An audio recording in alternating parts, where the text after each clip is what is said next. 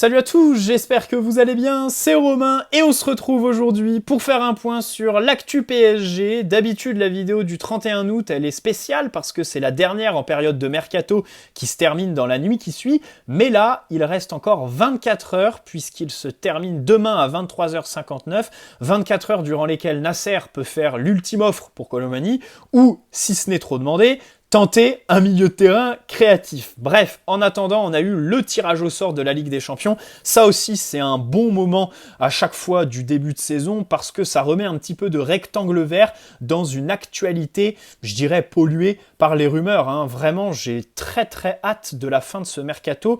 Ça commence à faire long. Depuis le 10 juin qu'il est ouvert, depuis l'élimination contre le Bayern, qu'on a toutes les rumeurs les plus farfelues au PSG, le dossier Mbappé, tous les transferts qui ont été réalisés, dans le sens des départs comme des arrivées, les dossiers qui ont été longs à boucler, Lee Kang-in au mois de juin qui met 3 semaines, Dembélé, là, Colomani, peu importe l'issue, ça nous aura pris quand même 15 jours, 3 semaines de notre temps. Donc voilà, vraiment très hâte de se reconcentrer sur le rectangle vert. Et on va le faire en partie dans cette vidéo, puisqu'on va parler de ce groupe relevé, même si pour moi le mot juste, parfait pour parler de ce groupe, c'est homogène. Évidemment, 3 équipes qui sont toutes les 3 compliqué à affronter pour le PSG, il n'y aura pas de match facile, je pense qu'il n'y aura pas la valise habituelle, le 7-2 qu'on met à Haïfa l'année dernière, les 5-0, 6-0 qu'on mettait à Anderlecht, au Celtic Glasgow à l'ancienne, là ça va être des matchs que tu vas jouer jusqu'à la fin, pendant 90 minutes, probablement la 6e journée sera celle de la première place, avec un match où tu ne pourras pas faire tourner, donc c'est le premier enseignement qu'on prend. Maintenant, pour analyser un peu plus en profondeur, je commencerai par reprendre le tirage par ordre chronologique, puisque on commence avec le chapeau 2, dans lequel on tire le Borussia Dortmund, qui est, on va pas se mentir, une des équipes les plus faciles de ce chapeau, qui comptait le Real Madrid par exemple. Donc à ce moment-là, on est tous très contents d'avoir le Borussia, on se dit ça va être la grosse affiche de notre groupe, c'est plutôt pas mal, voilà, c'est plutôt facile. Et bien au final, le paradoxe, c'est que l'équipe du chapeau 2, c'est l'équipe probablement la plus abordable de ton groupe final. Parce que je vois Milan et Newcastle un cran au-dessus du Borussia Dortmund. Et globalement, l'équipe que je crains le plus là-dedans, c'est Nouveau Château, Newcastle avec leur milieu Guimarães, Tonali. Et puis parce que c'est une équipe de Première Ligue tout simplement. Donc, du chapeau 2, t'es content, retour d'Ousmane Dembélé au Signal Iduna Park. On rappelle que pour lui, le Borussia Dortmund, c'est la meilleure saison de sa carrière. 2016-2017, quand ils prennent la Coupe d'Allemagne avec Thomas Tuchel, où il met, je crois, 10 buts, 20 passes décisives, c'est exceptionnel. Voilà, aussi, Thomas Meunier, le retour au Parc des Princes, duel entre Thomas Meunier et Kylian Mbappé, Nuno Mendes, tout ce côté gauche du PSG, ça va être exceptionnel. On espère que Thomas Meunier va pas faire à Mbappé ce qu'il a fait à Eden Hazard en 2019 en le blessant, et ce qui a mis un terme à sa carrière. Donc voilà, il y a aussi beaucoup de symboles, disons. Il y a beaucoup de symboles. Newcastle que tu affrontes pour la première fois de ton histoire, l'affrontement contre Newcastle qui est un affrontement du football moderne entre une équipe détenue par l'Arabie Saoudite, une par le Qatar, même en matière de jeu en fait, Newcastle est une équipe avant-gardiste qui en première ligue évidemment est une équipe tendance. Même si là, il reste sur 2 défaites d'affilée après une victoire 5-1 en ouverture contre Aston Villa de Moussa Diaby et Unai Emery. Le Milan AC, qui est une équipe qu'on n'a pas affrontée dans notre histoire récente. Une équipe qui est très plaisante aussi, avec des qualités individuelles. Raphaël Leao, Théo Hernandez, qui va retrouver son frère Lucas, Mike Maignan, qui va retrouver son ancien club, tout comme Gigio Donnarumma, voilà, comme il l'appelle à San Siro et comme il devrait l'appeler quand on va faire le déplacement là-bas. Bon bref. Donc voilà, au final, PSG, Dortmund, Milan, AC, Newcastle, est-ce le groupe de la mort ? Au vu des autres groupes, globalement, cette saison... Alors, il y a des groupes qui sont plutôt sympas. Celui du Bayern, avec United, Galatasaray, équipe à suivre, et Copenhague, ça, c'est plutôt sympa. Après, bon, t'as Manchester City qui ont eu, mais vraiment 3 équipes, mais enfin, il n'y en a pas une qui va leur tenir tête, quoi. Les mecs, enfin, s'ils encaissent un but sur leurs 6 matchs, c'est un échec en fait leur phase de poule Manchester City. C'est carrément lamentable de voir une telle poule. Mais bref, dans tous les cas, dans sa globalité, J'aime pas trop ce discours qui fait un peu hipster, mais en fait, je commence de plus en plus à me l'approprier. Euh, Elle est loin l'époque de la Ligue des Champions, du Real de la BBC, du Barça de la MSN, des équipes où en fait le trio offensif était mais exceptionnel. Là, en matière de qualité individuelle des joueurs, on est loin des Gareth Bale, Benzema, Cristiano, quoi. C'est un peu compliqué et c'est pour ça qu'en fait cette phase de poule, je trouve qu'elle est plutôt facile à prédire. On y reviendra plus tard. Après, tout peut se passer bien évidemment, ça reste quand même la Ligue des Champions, une des compétitions les plus difficiles. Donc voilà, au vu des autres groupes, oui, le groupe du PSG est probablement le plus difficile. Maintenant, comme je l'ai dit, moi je veux relativiser, je fais partie déjà des optimistes. Je sais même pas en fait si c'est être optimiste que de dire le PSG doit sortir de ce groupe et le PSG doit absolument par contre viser la première place. C'est ça la question, on y reviendra plus tard. Le groupe est homogène, mais on reste quand même au-dessus des trois, on va pas se mentir les gars. Le Milan AC, qui ont des problèmes d'argent, le Borussia Dortmund, c'est un peu pareil, voilà, ils sont globalement en dessous de nous. Alors Newcastle, il y a la puissance de l'Angleterre et des Saoudiens, mais globalement, enfin, tu peux pas imaginer sortir de ce groupe en fait. C'est pas possible. Alors évidemment, ce serait un cataclysme, mais personnellement, je n'envisage pas ce soir cette éventualité parce que au niveau du 11, évidemment, on reste au-dessus des autres. Euh, et surtout, les autres vont s'affronter entre eux.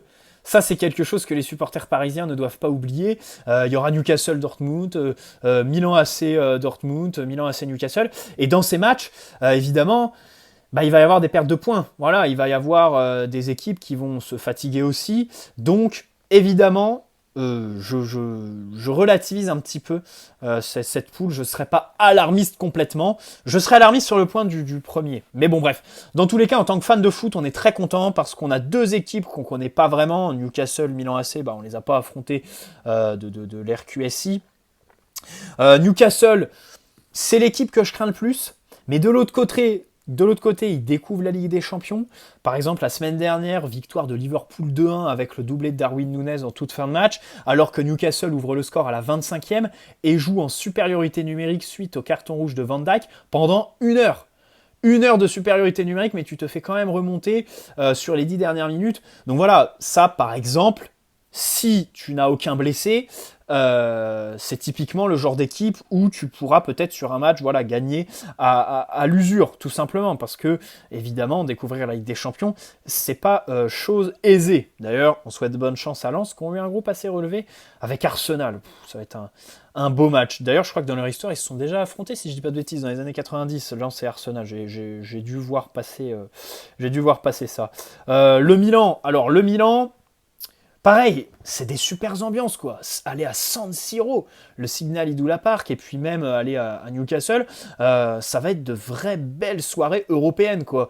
C'est pas comme les déplacements que tu fais au fin fond. Bon, non, il y a des bonnes ambiances globalement dans toutes les équipes que tu tires, mais voilà, l'année dernière, aller au Maccabi Haïfa, à Perpète-les-Oies en Israël, prendre l'avion pendant 5 heures, avoir le climat ultra chaud, ultra lourd, bon bref, là c'est vraiment idéal. Voilà, 3 équipes de 3 championnats majeurs différents, 3 pays que tu vas traverser, des stades qui sont mythiques avec des ambiances dingues, sans parler évidemment du Parc des Princes qui lui aussi répondra présent, donc vraiment... Moi, je suis super content, mais vraiment là, ce soir, je suis aux anges. Là, vraiment, je passe une bonne soirée. C'est dommage parce que tout ça a été cassé par l'info de Loïc Tanzi qui est sorti 2 minutes après, qui nous dit que Verratti est très proche de signer au Qatar. Bon, bref, Dortmund, par exemple, dans les grands matchs, on les connaît, les gars. Évidemment que c'est une équipe de choker. En Bundesliga, à la dernière journée, la saison passée face au Bayern, et même en Ligue des Champions, ils ont quand même un passif où les mecs lâchent un petit peu les matchs. Voilà. Une perte, enfin la dimension mentale chez eux est assez importante. Et puis en plus cet été ils ont perdu Bellingham. Bon bref, évidemment ce qui met la pression c'est que tu as dépensé beaucoup d'argent et que malgré tout cet argent dépensé, le défaut du PSG aujourd'hui c'est le banc. Bien sûr, je vais pas occulter tout ça hein, au milieu. t'as pas intérêt d'avoir de blessés. L'exemple parfait, c'est Ugarte, qui s'il continue sur ses performances, va être primordial en fait. Tu peux pas t'en séparer parce que le mec change la face de ton équipe. Pourquoi ? Parce que déjà une quinzaine de ballons récupérés par match, c'est un volume statistique que peu de joueurs t'offrent, un volume de ballons récupérés que peu de joueurs t'offrent, et en plus les ballons en fait, ils sont récupérés très haut et très tôt dans les actions. C'est-à-dire que l'équipe récupère, boum, Ugarte jaillit tout de suite et récupère le ballon très haut, ce qui fait que ça maximise déjà les possibilités que tu peux en matière d'utilisation du ballon puisque tu es proche du but adverse, et surtout ça minimise les risques d'avoir des séquences de possession adverse puisque hop, ils sont coupés tout de suite. Donc, avec Ugarte, alors se posera la question des blessures, mais aussi des suspensions, par exemple. Attention à ne pas prendre une accumulation de cartons jaunes, à pas louper, par exemple, le 6e match qui serait important si tu fais quelques matchs nuls et qu'au final, tu boucles pas ta qualification ou ta première place lors du 5e match. Donc voilà, Ugarte, vraiment, il y a un PSG avec et sans. Et si on recrute pas de milieu créatif, si Verratti part, ça va être très compliqué. Après, devant, si tu fais Barcola, si en plus tu fais Colomani, tu seras quand même très bien fourni tout simplement. Et aussi ne pas oublier quelque chose que j'aimerais signaler. Alors Mbappé devrait rester, là ça parle carrément d'une prolongation jusqu'en 2026. C'est le meilleur joueur, je parlais de la qualité individuelle en fait. C'est le meilleur joueur individuellement de toutes les équipes confondues sur cette phase de poule. Ne pas oublier ça, malgré le fait que l'homme nous emmerde avec toutes ces histoires, tous les ans, le feuilleton et tout ça, pour gagner un match, c'est le joueur à avoir aujourd'hui de tous les joueurs qui se présentent dans cette phase de poule. Dans cette dimension-là, Erling Haaland est derrière en fait. Quand tu vois les finales qu'il te sort, le fait que c'est pas comparable. Mbappé te fait gagner des matchs à lui tout seul. Mbappé, c'est exceptionnel. Alors que Haaland, il y a plus la dimension, collective insérée dans le dispositif de Manchester City. Quand Mbappé, peut te faire, le 1-0 que tu gagnes au match aller contre le Real l'année, il y a 2 ans maintenant, il y a 1 an et demi, c'est typiquement ça dont je fais référence, tout simplement. Voilà. Et puis rappeler aussi que l'année dernière, Mbappé est quand même un joueur phare de ta phase de poule, doublé contre la Juve, le but qu'il met au retour aussi contre eux, le but qu'il met au retour contre Benfica sur le match nul. Bon bref, le seul but de ton match. Donc voilà, ne jamais oublier ça aussi, facteur de positivisme. Hein. Je serais beaucoup plus alarmiste si Mbappé était parti cet été. Alors après, on l'aurait sûrement remplacé, mais bon, vu la gueule du marché à ce poste-là, je pense qu'on aurait été assez déçus du remplacement. Warren, pareil. Warren, là tu vois, je suis sceptique. 17 ans, il passe le bac. Là, il va avoir 6 matchs de Ligue des Champions à jouer parce que, comme je disais, Warren, il va pas falloir trop le faire jouer au risque d'avoir par la suite des problèmes de blessure, comme Pedri aujourd'hui avec le Barça. Il va pas falloir lui faire une saison à 60 matchs en tant que titulaire. Et ce groupe ne va pas dans ce sens-là parce que, évidemment, tous les matchs, il va falloir les jouer jusqu'à la dernière minute. Voilà, à haute intensité, parce que je nous vois mal mener 3-0 à la 50e contre Newcastle ou le Milan AC.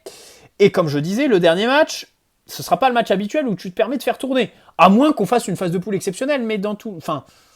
je pense pas. Je pense que quand même, il y aura des matchs nuls, on va laisser des points, et donc il y aura du spectacle. Il y aura du spectacle pour le PSG de Luis Enrique. Donc voilà, Warren, attention à pas trop l'utiliser, et encore une fois, on en revient au même problème. Un joueur comme Warren, dans un club normal, il doit être dans la rotation, il ne doit pas être surexposé comme il l'est actuellement, parce que le club doit recruter tout simplement un titulaire à ce poste-là. Bon bref, les histoires de première place, j'aimerais m'y arrêter, c'est ça qui me fait le plus peur. Parce que l'année dernière, on l'a vu, on termine 2e, on se tape le Bayern, pendant que le Benfica se tapait qui déjà ? Bruges, exceptionnel. Et surtout, pendant que le Benfica se tapait un tableau plutôt facile. Là, les groupes, j'ai quand même l'impression que c'est pas du très haut niveau. C'est-à-dire que normalement, tous les prétendants à la victoire finale finiront premiers de leur groupe, quoi. Le Bayern, City, le Real Madrid, et plus encore les deuxièmes de groupe, j'ai l'impression que ce seront des adversaires faciles, quoi. Enfin, le deuxième du groupe de City, Leipzig, les Young Boys de Berne, le deuxième du groupe du Barça, enfin, le Shakhtar, Porto, le deuxième du groupe d'Arsenal, Séville, PSV Eindhoven, Racing Club de Lens, même Atlético, tu vois, le groupe E, par Feyenoord Rotterdam, Lazio, Celtic, ben voilà, les seconds de groupe, j'ai l'impression que là, cette année plus que jamais, il faut absolument terminer premier pour avoir un bon tirage en phase d'élimination directe. On sait que ça joue, bien évidemment. Bref, donc voilà un petit peu mon avis sur ce groupe. Passons au mercato, puisque très vite après ce tirage au sort, Tanzi nous a dit que Verratti donc, est très proche de signer à Al Arabi. Alors sur le plateau de l'équipe, ça a parlé de 60 millions en matière d'indemnité. Tanzi parlait de 45 plus des bonus. Alors est-ce que ça va donc jusqu'à 60 ou est-ce que c'est 60 en fixe à confirmer?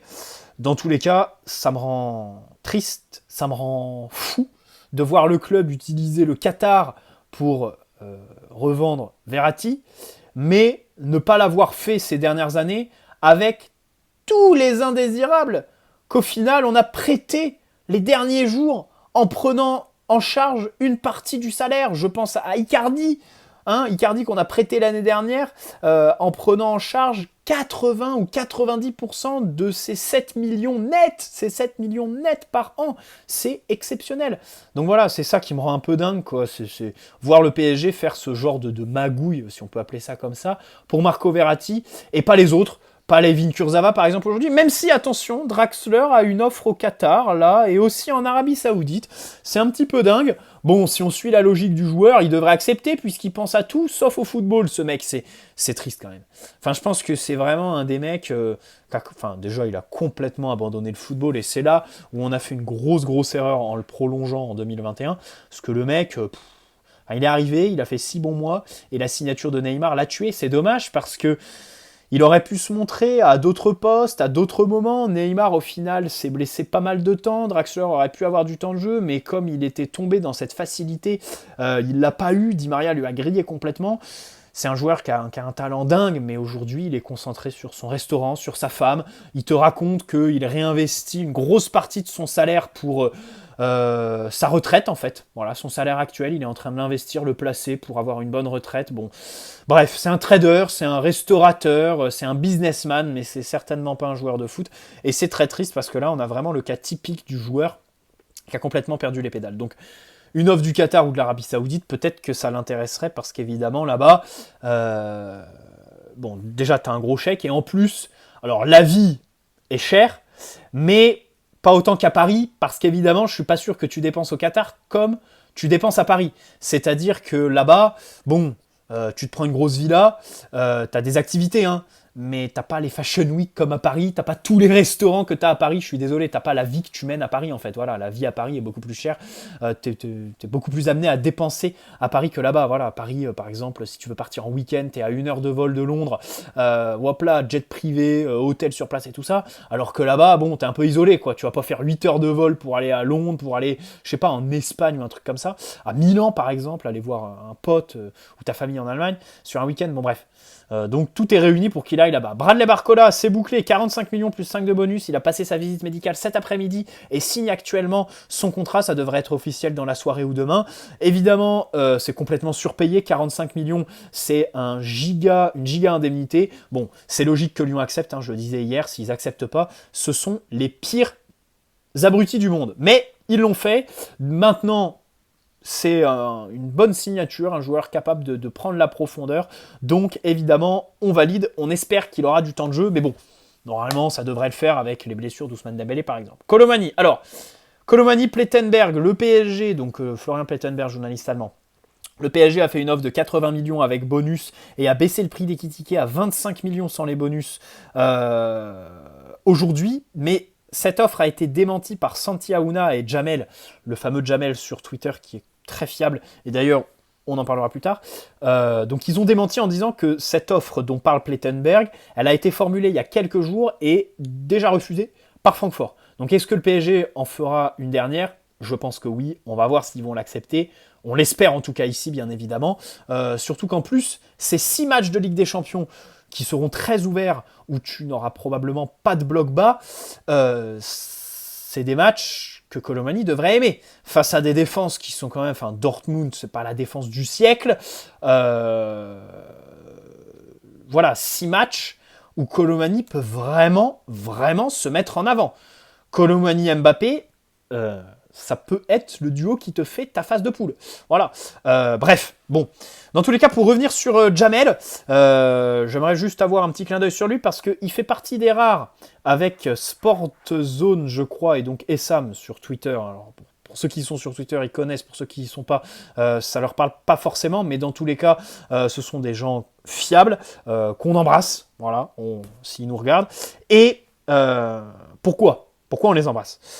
Parce que ils ont été les seuls à donner une version différente des autres médias sur la position de Francfort. C'est-à-dire que Colomani a pris la parole en demandant son transfert, a fait la grève, et au final, on ne sait pas trop ce qui s'est passé réellement. Eux sont les seuls à t'avoir dit, c'est très clair. Francfort ont fait des promesses à Colomani, qu'il partirait s'il y avait une offre d'un tel montant qui arriverait.